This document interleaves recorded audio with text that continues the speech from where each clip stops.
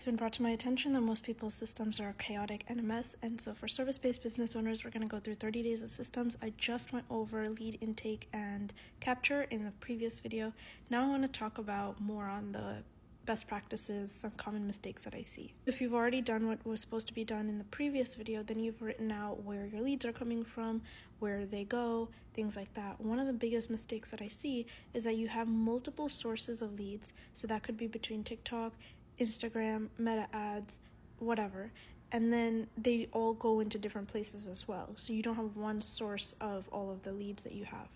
If that sounds like the current setup that you have right now and that's what you've written down in the previous video, then what I would recommend is kind of finding which of the tools of where it's going is like the most flexible with all the previous like lead sources you have. For example, most likely the right answer here is a CRM.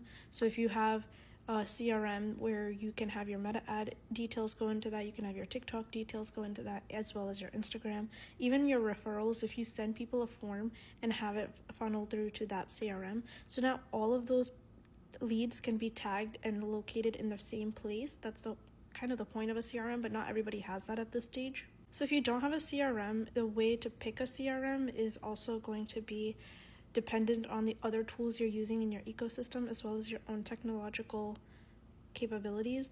So if you have a little bit more questions on that, bring it on Thursday when we do our Q&A if you guys have signed up for the challenge. If not, my biggest takeaway of this video is have one source of truth for all of the things that you have going on. It'll save you from all the chaos of checking 7 different tools just to see what's going on with their leads. Another big thing is that I see people who do the intake with almost no information. So it's not even about qualifying, but it's just general information, like the basic qualifying that you would need in the beginning. Example, I serve business owners. So if I don't ask you for your business name, or if you even have a business, yeah, that's a qualifying question, but that's still something I need filtered out before you even hit my CRM.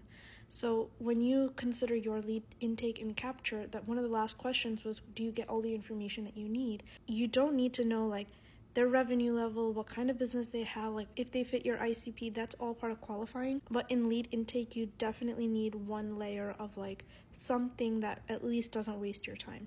Again, if you need help brainstorming that, then bring that question to the Q&A on Thursday. If you need more help with this, feel free to sign up and reach out.